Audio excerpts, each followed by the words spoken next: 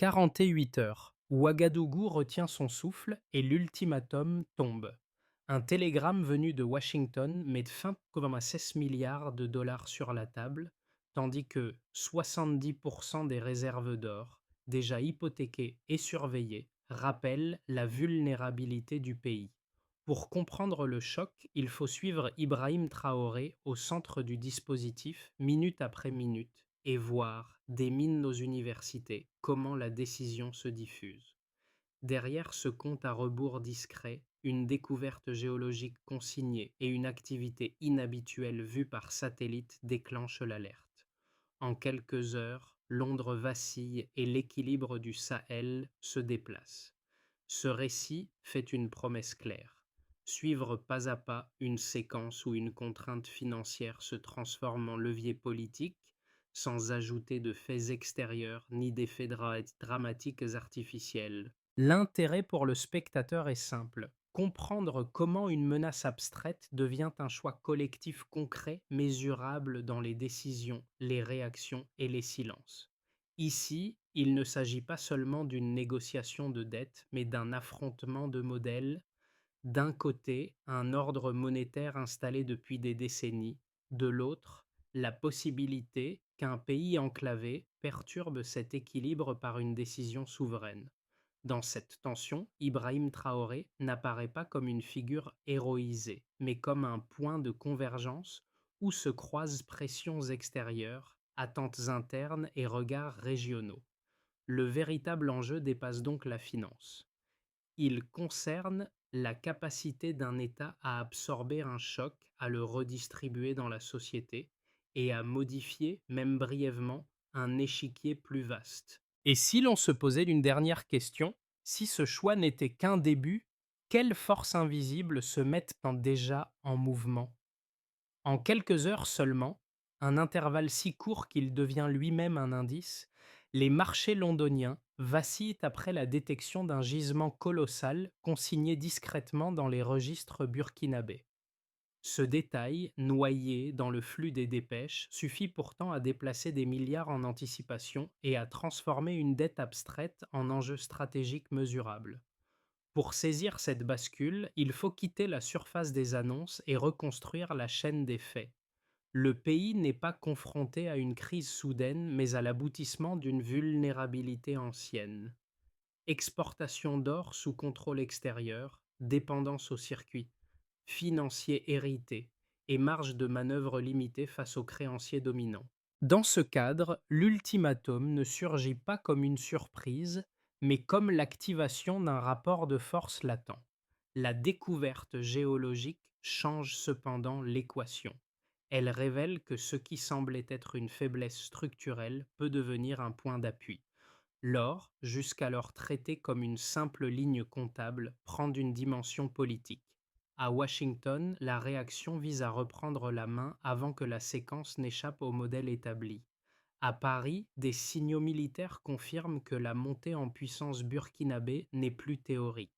Dans les rues de Ouagadougou, l'information circule autrement, par murmures, radio locales et attentes diffuses.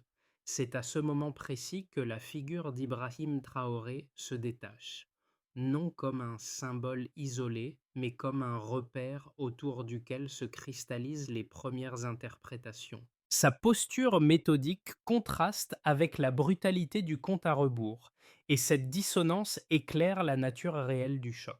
La question n'est plus seulement de savoir si le pays peut payer, mais s'il choisit d'obéir. Ainsi, la révélation clé n'est pas la découverte elle-même, mais son effet en cascade. Une information apparemment secondaire suffit à révéler l'architecture cachée d'un système où finances, ressources et souveraineté sont étroitement imbriquées.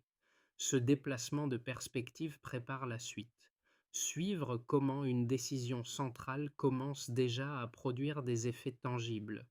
Pour comprendre comment la décision quitte les sommets et devient réelle, il faut observer ceux qui servent de relais entre l'État et la société. Ce ne sont ni des ministres ni des diplomates, mais des acteurs intermédiaires, responsables de mines, recteurs d'universités, cadres administratifs locaux. Leur rôle n'est pas spectaculaire, pourtant qu'il est décisif, car c'est à leur niveau que l'ultimatum se transforme en geste quotidien. Dans une mine de l'Ouest, la scène est brève mais révélatrice. Les ouvriers stoppent les machines, non par panique immédiate, mais pour écouter les radios locales qui diffusent les premières informations. Les échanges sont courts, tendus, chargés d'une conscience nouvelle. Ce qui se joue dépasse la production du jour. Le silence des engins crée un espace où la décision politique devient perceptible, presque physique. À des centaines de kilomètres, dans les universités, un autre mouvement apparaît. Des étudiants se regroupent spontanément dans les amphithéâtres encore marqués par la veille.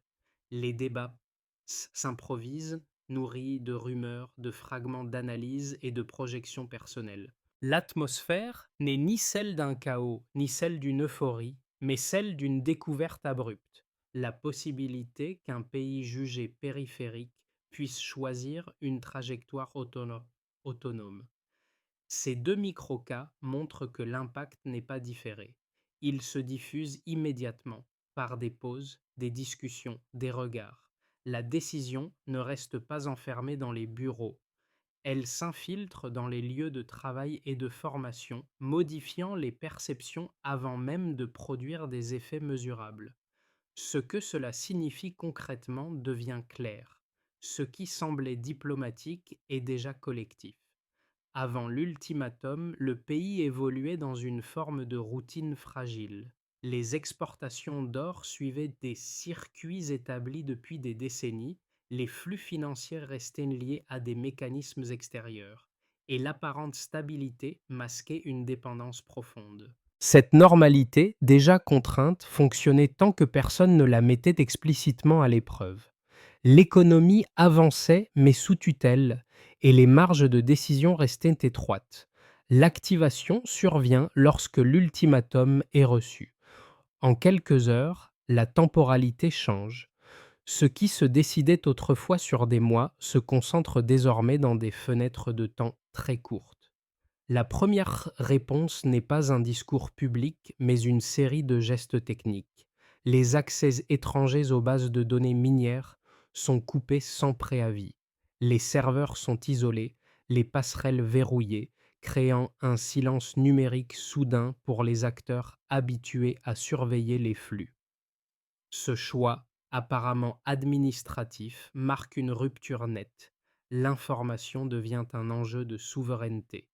La bascule s'accélère lorsque les instructions de sécurisation sont transmises. Les routes menant aux sites miniers sont placées sous contrôle renforcé. Des périmètres sont établis non pour afficher une démonstration de force, mais pour empêcher toute fuite de matériel ou de données. L'armée n'entre pas dans une logique de confrontation ouverte. Elle opère dans la prévention, dans l'anticipation. Le pays passe d'un état d'attente à un état de verrouillage méthodique.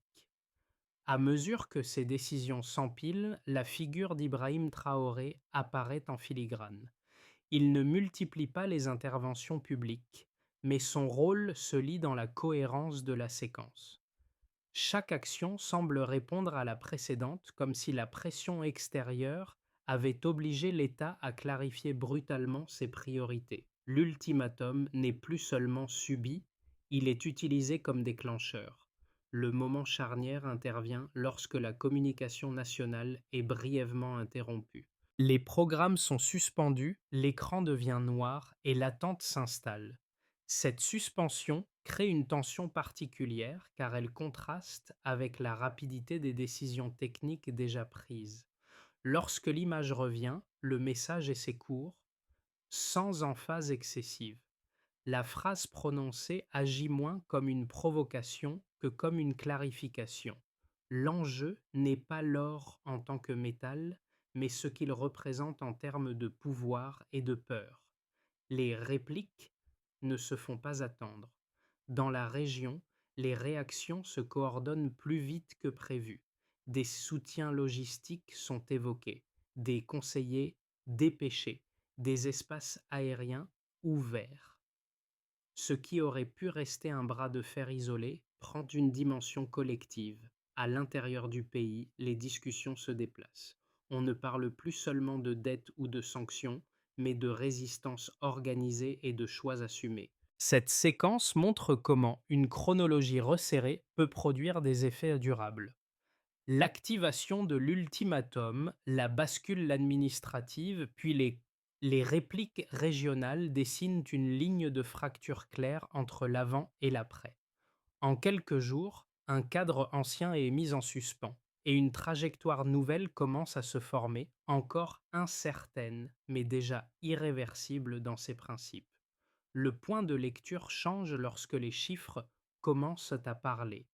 Avant la rupture, la production aurifère annuelle du pays s'établissait autour de 80 tonnes, un volume conséquent qui donnait l'illusion d'une solidité économique.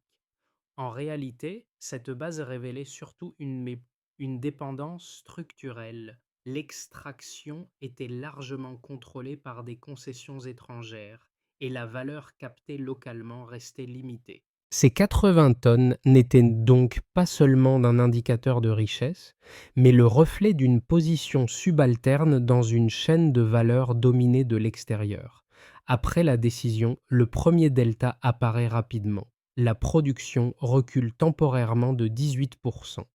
À première vue, ce chiffre alimente les discours alarmistes. Il signale une contraction visible de l'activité minière, interprétée comme un affaiblissement immédiat. Pourtant, replacé dans le contexte, ce recul correspond à une phase de transition technique. Le pays doit reprendre des opérations auparavant externalisées, réorganiser des équipes, sécuriser des sites et reconstruire des circuits internes. La baisse ne traduit pas un effondrement, mais le coût initial d'un changement de modèle. Le troisième chiffre modifie radicalement la lecture. Après la rupture, les revenus générés atteignent 2,4 milliards de dollars, contre environ 1,2 milliard net auparavant. Ce doublement ne provient pas d'une hausse spectaculaire des volumes, mais de la suppression de commissions et d'intermédiaires étrangers qui captaient une part majeure de la valeur. Le pays produit moins, mais conserve davantage. Ce renversement révèle que la rente locale peut augmenter même lorsque la production brute diminue. À ces données s'ajoute un indicateur monétaire décisif. En moins de 100 jours, 62% des transactions extérieures migrent vers des vecteurs alternatifs, notamment le yuan numérique et le BF Coin. Cette bascule rapide contredit les prévisions d'effondrement formulées par certaines institutions. Elle montre une capacité d'adaptation monétaire plus forte qu'anticipée. Ce n'est plus un ajustement marginal, mais une redéfinition des circuits de paiement, donc du rapport au système financier global. Ces chiffres, pris ensemble, ne racontent pas une fuite en avant. Ils dessinent une stratégie cohérente où une fragilité perçue devient un levier. Ibrahim Traoré apparaît ici non comme un acteur idéologique, mais comme l'ordonnateur d'une séquence où chaque donnée renforce la précédente. La production sert de base, la baisse marque la transition, la hausse des revenus valide le choix, et la mutation monétaire élargit la marge de manœuvre. La logique de référence puis d'écart éclaire ainsi le cœur du basculement. Avant, le pays produisait sous contrainte. Après, il accepte un coût immédiat pour capter davantage de valeur et redéfinir ses dépendances. Les chiffres te disent ne garantissent pas en effet la réussite à long terme, mais ils prouvent que la décision n'est pas irrationnelle. Elle s'appuie sur des effets mesurables, visibles et déjà inscrits dans les flux économiques réels. Deux interprétations solides s'affrontent lorsqu'on examine la séquence burkinabé, et chacune mérite d'être prise au sérieux avant toute conclusion. La première, défendue par de nombreux analystes financiers occidentaux, repose sur une lecture prudente des équilibres macroéconomiques. Selon eux, la baisse temporaire de la production, la réduction des réserves de change et la rupture avec les circuits traditionnels exposent le pays a un risque d'isolement. Il souligne la hausse potentielle des coûts d'importation, les tensions sur l'énergie et la dépendance accrue à des partenaires alternatifs. Dans cette logique, rompre avec les institutions établies revient à troquer une stabilité imparfaite contre une incertitude dangereuse, surtout pour un État enclavé. La seconde lecture, portée par de nombreux économistes africains et observateurs régionaux, part d'un diagnostic différent. Pour eux, la stabilité antérieure était en grande partie illusoire. Des décennies de dépendance monétaire et de captation externe des ressources n'ont jamais permis une accumulation durable de richesses locales. La contraction initiale de l'activité minière est perçue comme un passage obligé, comparable à une phase d'ajustement structurel inversée. Même la fuite de certains investisseurs est analysée non comme un effondrement, mais comme un espace libéré pour une recomposition interne. Dans ce cadre, la tension actuelle devient le prix à payer pour une autonomie future. La confrontation de ces deux visions révèle toutefois leurs limites respectives. La lecture occidentale tend à surestimer la neutralité des anciens équilibres, comme si la dépendance n'avait pas de coût politique et social. La lecture souverainiste, à l'inverse, peut sous-estimer la difficulté technique et humaine d'une transition rapide, notamment pour maintenir les chaînes logistiques et la cohésion sociale. La réalité du terrain impose un contrepoint plus nuancé. Le pays subit des pressions réelles mais ne s'effondre pas. Il avance, mais à un rythme contraint. C'est dans cet espace intermédiaire que s'inscrit la stratégie associée à Ibrahim Traoré. Elle ne nie ni les risques ni les coûts, mais parie sur une capacité collective à absorber le choc. La lecture la plus robuste des arguments met ainsi en lumière un paradoxe central. Les critiques s'appuient sur des modèles financiers, les défenseurs sur une lecture historique, tandis que les données montrent une dynamique de résistance organisée, encore fragile mais tangible. À mi-parcours, une évidence s'impose. Ce qui est en jeu dépasse les chiffres, les sanctions ou les mécanismes monétaires. Le pivot réel se situe dans le déplacement du rapport de force symbolique. Jusqu'ici, la contrainte extérieure fonctionnait parce qu'elle était acceptée comme inévitable. À partir de cette séquence, elle devient contestable, donc négociable. Ce glissement modifie la nature même de la pression exercée sur le pays. Le changement se lit dans les réactions en chaîne. Les marchés parlent d'escalade, mais les rues du Sahel parlent de possibilités. Les soutiens régionaux cessent d'être dispersés pour former une ligne plus cohérente. Le Burkina Faso, perçu comme isolé, se retrouve au centre d'une attention nouvelle, non pour sa taille ou sa puissance, mais pour la clarté de son geste. Ce recentrage transforme une décision défensive en signal politique. Dans ce contexte, Ibrahim Traoré apparaît comme un catalyseur plutôt qu'un initiateur solitaire. Sa posture méthodique donne une lisibilité à la rupture, permettant à d'autres acteurs de s'y projeter. Le récit change alors de registre.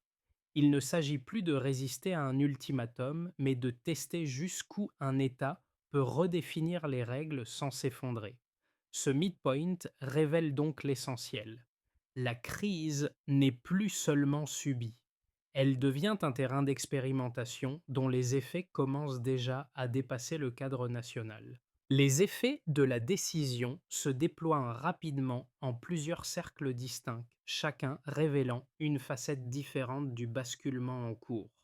Ensemble, ils montrent que la rupture n'est ni abstraite ni confinée au sommet de l'État, mais qu'elle reconfigure des dynamiques entières. Le premier cercle concerne les pays du Sahel et les voisins immédiats. Le Mali, le Niger et la Guinée observent la posture d'Ibrahim Traoré comme un précédent. Ce qui était perçu comme un geste isolé devient un point d'ancrage pour une coordination accrue. Des mécanismes de partage d'informations et d'assistance sécuritaire se renforcent. l'embryon du bouclier AES gagne en consistance, transformant une solidarité politique diffuse en structure fonctionnelle. Ce cercle régional montre qu'un pays enclavé peut entraîner ses voisins dans une dynamique de souveraineté assumée. Le deuxième cercle touche l'économie intérieure. La reconfiguration des circuits miniers ouvre un espace inédit pour les entreprises nationales. Une part beaucoup plus importante de l'or extrait circule désormais à l'intérieur du pays, permettant aux flux financiers de se réinvestir localement. Les investissements publics se redéploient vers l'agriculture, les infrastructures et les services essentiels. Pour de nombreux acteurs économiques, la rupture cesse d'être une crise. Elle devient une opportunité de repositionnement, même si les risques persistent. Le troisième cercle concerne la société civile. Dans les rues, les universités et les radios communautaires, les discours changent de tonalité. Les slogans se multiplient, portés par une jeunesse qui redécouvre une idée longtemps abstraite, la souveraineté concrète. Les débats ne portent plus uniquement sur la peur des sanctions, mais sur la manière d'organiser l'avenir. La figure d'Ibrahim Traoré agit ici comme un catalyseur symbolique, structurant une émotion collective qui, sans cela, resterait diffuse. Le quatrième cercle se situe sur la scène internationale. Les États-Unis parlent d'hostilité. La France évoque une rupture stratégique et les institutions financières réévaluent leurs indicateurs de risque. En parallèle, dans de nombreux think tanks africains, l'analyse se nuance. Si un pays comme le Burkina Faso peut modifier ses dépendances sans s'effondrer immédiatement, alors le modèle traditionnel de domination devient contestable. Cette interrogation dépasse le Sahel et gagne d'autres capitales attentives à l'effet de ce domino. Prises ensemble, ces quatre cercles révèlent une vérité simple. La décision n'a pas seulement modifié la trajectoire nationale, elle a déplacé une ligne rouge régionale. La souveraineté cesse d'être un slogan pour devenir une pratique observée, mesurée et débattue avec des conséquences bien réelles. À ce stade, l'avenir ne se décline pas en certitude, mais en ligne de tension plausible. Trois trajectoires principales émergent pour les mois à venir, chacune dépendant de la combinaison entre pression extérieure, cohésion interne et capacité d'exécution technique. Aucune n'exclut totalement les autres. Elles coexistent comme des forces concurrentes. La première trajectoire peut être qualifiée de stabilisation contrainte. Le pays maintient une croissance modérée, portée par la réorganisation progressive du secteur minier et par une coordination régionale minimale mais fonctionnelle. Les mécanismes monétaires alternatifs continuent de s'étendre sans remplacer totalement les circuits classiques. Les sanctions demeurent ciblées, créant des frictions mais sans asphyxie. Dans ce scénario, Ibrahim Traoré joue un rôle d'arbitre, cherchant moins à accélérer qu'à éviter les faux pas. Le pays reste vulnérable, mais il tient debout, avançant à un rythme lent et contrôlé. La deuxième trajectoire repose sur une consolidation accélérée. Des partenariats renforcés avec des acteurs non occidentaux ouvrent des capacités d'investissement nouvelles dans les infrastructures minières, énergétiques et agricoles. La coordination régionale gagne en densité, transformant le Sahel en espace économique plus intégré. Les chaînes de valeur se restructurent autour d'une captation locale accrue. Cette option offre des marges de manœuvre importantes, mais elle exige une discipline institutionnelle forte pour éviter la dépendance à de nouveaux centres de pouvoir. La troisième trajectoire est celle de l'escalade. Les pressions extérieures s'intensifient, les restrictions financières se durcissent et les circuits alternatifs peinent à absorber le choc. La production ralentit davantage, les tensions sociales augmentent et l'unité nationale est mise à l'épreuve. L'État doit alors gérer simultanément la résistance politique et l'urgence économique. Ce scénario n'est pas le plus probable, mais il rappelle la fragilité structurelle d'un pays enclavé soumis à des contraintes multilatérales. Ces trois trajectoires ne sont pas des prophéties. Elles décrivent des configurations possibles réversibles qui dépendront de décisions hebdomadaires plutôt que d'un choix unique. Le véritable enjeu n'est donc pas de prédire l'issue, mais de comprendre comment ces forces s'articulent. La séquence ouverte oblige à penser l'avenir comme un processus dynamique, non comme une destination figée. Pour le spectateur, cette séquence n'est pas seulement un récit lointain. Elle agit comme un prisme qui éclaire des mécanismes souvent invisibles dans l'actualité quotidienne. Selon le niveau de familiarité avec l'économie ou la géopolitique, l'impact se lit différemment, mais converge vers une même prise de conscience. Les rapports de force ne sont jamais figés. Pour un public non spécialisé, l'affaire burkinabé devient une leçon accélérée. Elle montre comment un télégramme, une décision administrative et quelques gestes techniques peuvent modifier des équilibres régionaux. Sans entrer dans la complexité des modèles financiers, le spectateur comprend que la dette, les ressources et la souveraineté ne sont pas des notions abstraites. Elles se traduisent par des choix concrets, des tensions visibles et des conséquences immédiates sur la vie collective. Pour les étudiants et professionnels de l'économie ou de la géopolitique, la séquence agit comme un laboratoire à ciel ouvert. Elle offre un cas rare de rupture monétaire partielle, d'intégration régionale accélérée et de recomposition des chaînes de valeur. Observer les données, les discours et les réactions permet de tester des hypothèses souvent cantonnées au manuel. La figure d'Ibrahim Traoré, ici, sert de point d'observation pour analyser la relation entre leadership politique et contraintes structurelles. Enfin, pour un public sensible aux enjeux sociaux, l'impact est d'abord humain. Les scènes dans les mines, les universités et les rues rappellent que les décisions macroéconomiques se traduisent toujours par des émotions, des attentes et des mobilisations. La souveraineté cesse d'être un slogan pour devenir une expérience partagée, parfois fragile, mais profondément structurante. Ainsi, quel que soit le regard porté, le spectateur est invité à dépasser la simple consommation d'actualité. Il devient témoin d'un processus où comprendre les mécanismes importe autant que suivre les événements. À ce stade, la résistance symbolique ne suffit plus.